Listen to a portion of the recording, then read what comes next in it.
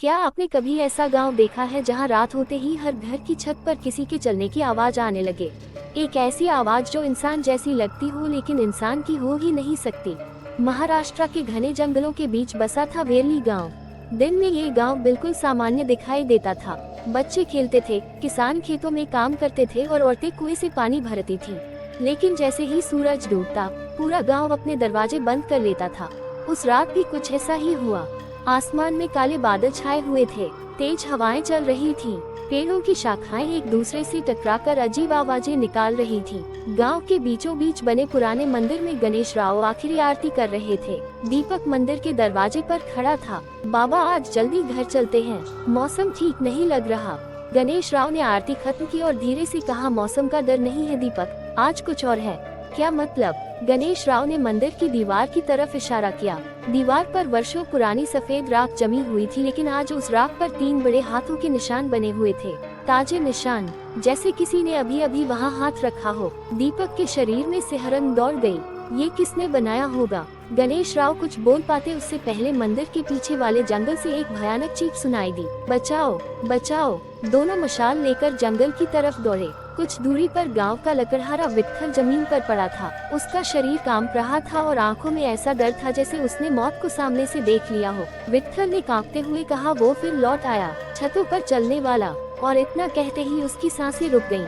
दीपक डर के मारे पीछे हट गया, लेकिन तभी गणेश राव की नजर मिट्टी पर बने अजीब पैरों के निशानों पर पड़ी। उन निशानों में सिर्फ 3 उंगलियां थीं और वे सीधे जंगल के उस हिस्से की तरफ जा रहे थे जिसे लोग काली बावली के नाम से जानते थे। अगली सुबह पूरे गांव में दहशत फैल गई। लोग घरों से निकलने तक से डरने लगे। गांव के बुजुर्ग चौपाल में इकट्ठा हुए। तभी एक बूढ़ी औरत बोली, मैंने अपने दादा से इस बावली की कहानी सुनी थी। बहुत साल पहले यहाँ एक तांत्रिक रहता था। वह लोगों की आत्माओं को कैद करता था। गांव वालों ने मिलकर उसे मार दिया था और उसकी लाश इसी बावली में फेंक दी थी। मरते समय उसने श्राप दिया था कि एक दिन वह लौटेगा और पूरे गांव को अपने साथ ले जाएगा। ये सुनकर वहां बैठे सभी लोगों के चेहरे पीले पड़ गए।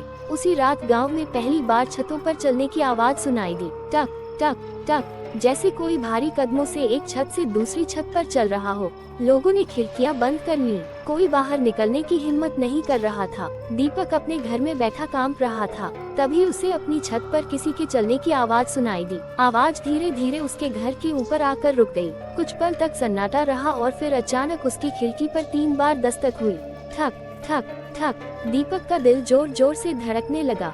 उसने हिम्मत करके खिड़की की दरार से बाहर देखा और उसका खून जम गया। बाहर एक लंबा काला साया खड़ा था। उसका चेहरा राख से ढका हुआ था और उसकी आंखें अंगारों की तरह चमक रही थीं। दीपक डर के मारे पीछे गिर पड़ा। जब उसने दोबारा बाहर देखा तो वहाँ कोई नहीं था। अगली सुबह पूरे गांव में एक और खबर फैल गई। रात में रामू किसान गायब हो गया था। उसके घर के बाहर भी वही 3 उंगलियों वाले निशान मिले थे। अब लोगों का डर और बढ़ गया। गणेश राव समझ चुका था कि यह कोई साधारण आत्मा नहीं है।